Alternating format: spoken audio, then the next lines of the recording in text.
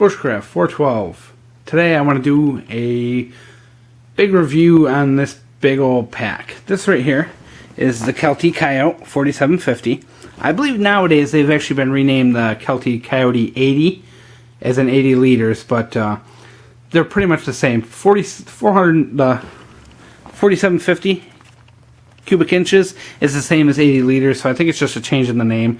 I've looked and it looks like the same product, just a slight change in how they market it. I've had this one maybe 5 or 6 years. I believe the pack was relatively new when I bought it. I paid around $130, but I know nowadays you can get these for in the neighborhood of about $100 to $150, depending on where you shop. I want to go over this because I think this is a great backpacking, an old school backpacking pack. My first big hobby in life was backpacking, and I've been backpacking now since pretty much I was a teenager on Boy Scouts. But as I went away from college, I fell away from it, and I've got back into it shortly after college. So for the past decade, I've been doing a lot of backpacking, and that's led me into a lot of other outdoor sports. Hiking, mountain climbing, things of that nature.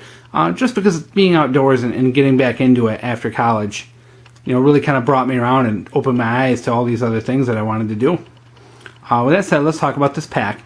This is an 80 liter pack, so this is a big pack. This is something I would recommend for a weekend or longer trip. You could use it for an overnight, but it's kind of overkill for an overnight. But nice big pack. We'll get this out of the way first, so we can get it out of the way. I disattached it, but this is the top cover. Zippered pocket with a secondary pocket in there, and it's rubberized, so I'm assuming it's waterproof. Plus a little hook. Sometimes I use this as my food bag, and so I'll zip this up around it, and then hang this as my food bag. Nice little feature. Under here, there is actually a hip belt, and you can wear this as a butt pack. So if you want to go out on a day trip, you can just put this around your waist and use it as like a fanny pack.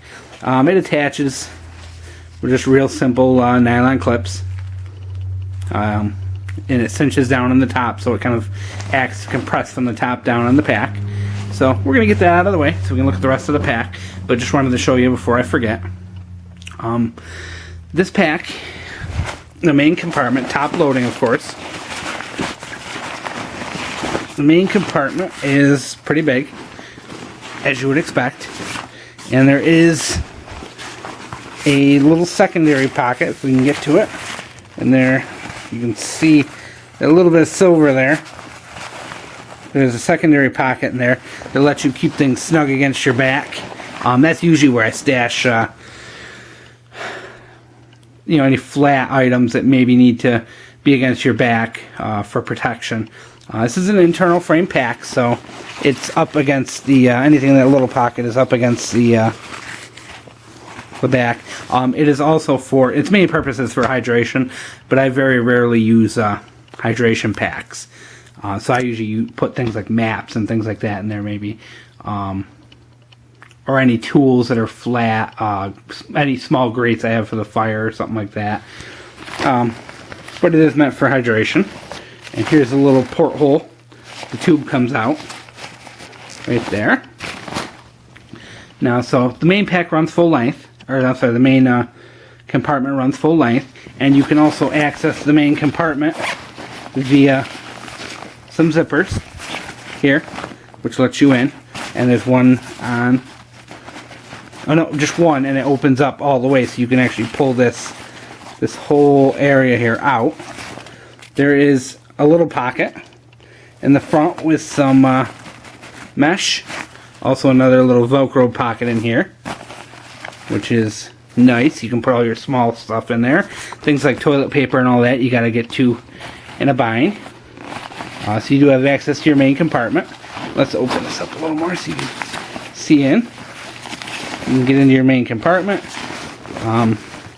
It is big enough to pull a sleeping bag out of as long as it's a small sleeping bag.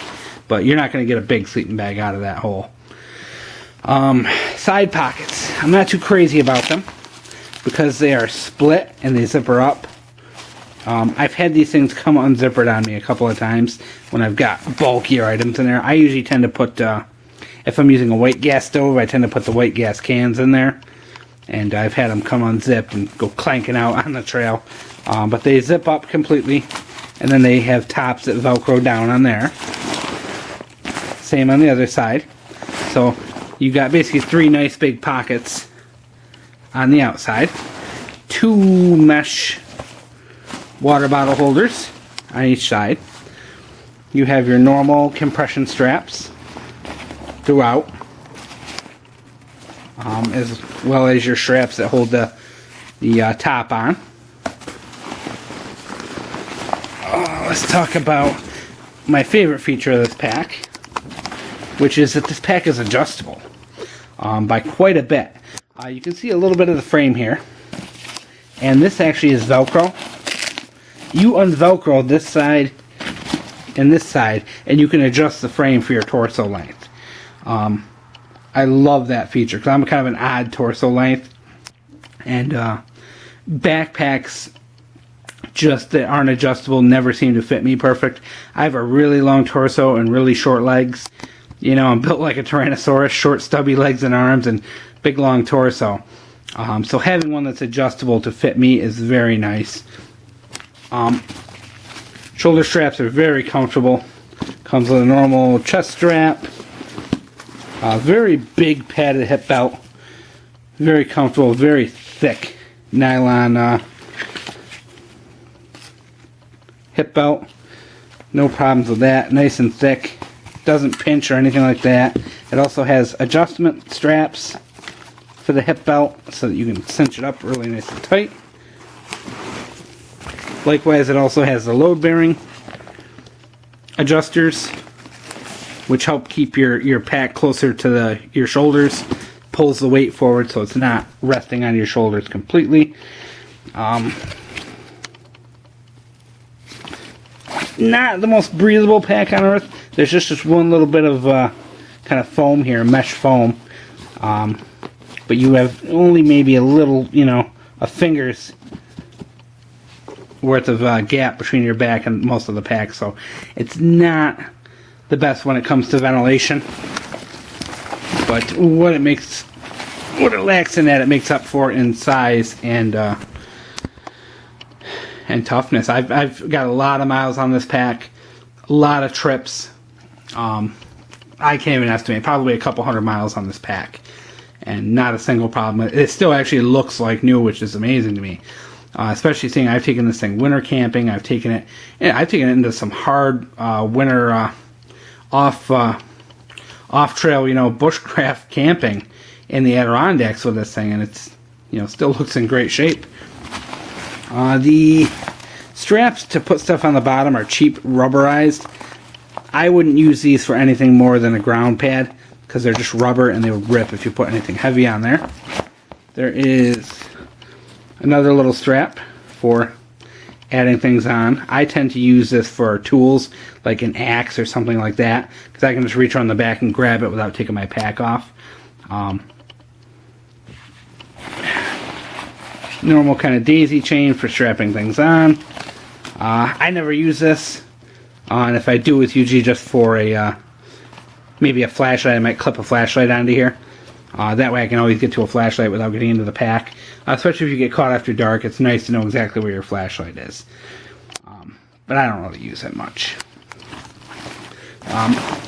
This pack's adjustable enough where you can get it to fit your body. You can adjust the load so that it fits right. Once you get this thing fitted for your body, this is really comfortable. Putting this, you know, I've carried this thing 10, 15 miles in a day and had no problems with it whatsoever because it just puts the weight straight on my hips. When a backpack's fitted right, you just wouldn't believe how comfortable they can be. And if you are having problems with a backpack and your shoulders are hurting or your back are hurting, check your fit. You may not be fitted right. You may not be putting that weight on your hips right, or you may be having too much on your shoulders. Maybe have a shop look at it and see. But something like this, it's so adjustable. You can't go wrong. And I've got this thing over the years I've had it perfect, right where I want it. I can walk with this thing all day. I've loaded this thing up with as much as about 70 pounds, and still pretty comfortable. 70 pounds is tough. I'm getting a little older, and 70 pounds is starting to suck, but the pack can take it, and it still stays pretty comfortable. Weight of this pack is about 5.5, maybe even closer to 6 pounds. So it is a pretty heavy pack, but like I said, this isn't your average overnight, pack. This is something you're going to bring for a weekend or longer. Maybe even, I could probably stretch this out for a week-long pack. It's probably big enough for that. It all depends. If you're an ultralight backpacker, you definitely don't need something this big, but I think this is a great backpack for beginner up to advanced people. Maybe not for people who are weight conscious and looking to save every bit of weight they can, but if you can handle a couple extra pounds, great pack for $100. Durable. This is going to last you a long time, and it's adjustable enough where you don't have to worry about being sore on the trail. So I definitely recommend it, and I've got about 15 backpacks right now. So I've tried a wide variety, and I've 15 that I have right now. There's probably another 15 that I've bought and got rid of or didn't like. So this has definitely stood a pretty good test and has a lot of trail miles. So I hope you enjoyed the video, and if you have any questions or comments, feel free to leave them, and if you like the videos, please subscribe and keep watching what we're doing here.